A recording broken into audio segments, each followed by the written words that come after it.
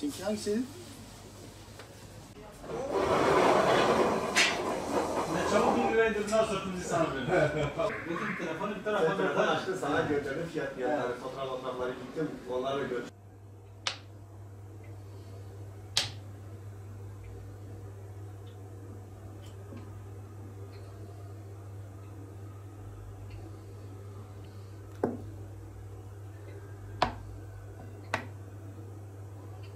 Yapılan araştırmalara göre dünya ortalaması olarak kişi başına düşen yıllık toplam yağ tüketimi 29 kilogram. Türkiye'de bu rakam 21,9 kilogram ama Avrupa Birliği ülkelerine baktığımızda ise bu oran artıyor, 60 kilograma kadar çıktığı belirtiliyor.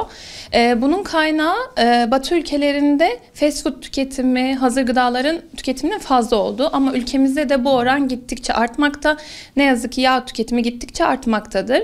Yağlar aslında vücudumuz için gerekli temel besin öğelerinden biri. Tükettiğimiz besinlerdeki yağ oranı günlük enerjimizin %30'unu maksimum karşılaması gerekiyor. Bu oran yükseldikçe obezite riski, başka diğer hastalık riskleri artmaktadır. Bu yağları da doğru oranlarda almak gerekiyor. Doğru türlerde almak gerekiyor. Doymuş yağlar yerine bitkisel yağlar tüketmek gerekiyor. Peki nedir bu zararlı veya yararlı yağlar? Zararlı yağlardan biri trans yağlardır. Yapay yağ da diyebiliriz buna. Bu yağlar ciddi anlamda kalp damar rahatsızlıklarına neden olmakta. Onun dışında kandaki LDL ve HDL kolesterol dengesini etkilemekte, olumsuz etkilemekte. Onun dışında diyabet riskini artırmakta, hatta gebelik sürecinde bebeğin gelişimine kadar etki etmektedir.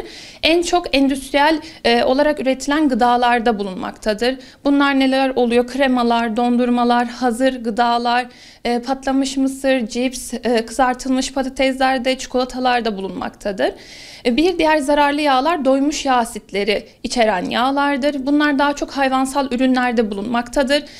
Özellikle süt ürünlerinde ve kırmızı ette bulunan doymuş yağ asitleri kandaki kötü kolesterol dediğimiz LDL ve total kolesterolü arttırmaktadır. Bu da kalp damar rahatsızlıklarına etki etmektedir. Doymuş yağların ana besin kaynakları yağlı etler, yağlı peynirler, tereyağı, Hindistan cevizi yağı, hurma yağı dediğimiz yağlardır. Bunlar katı formda bulunuyor ve bunların vücutta birikme oranları daha yüksektir diğer yağlara göre. Kilo alma riskimiz de artmaktadır bu yağları aldığımızda.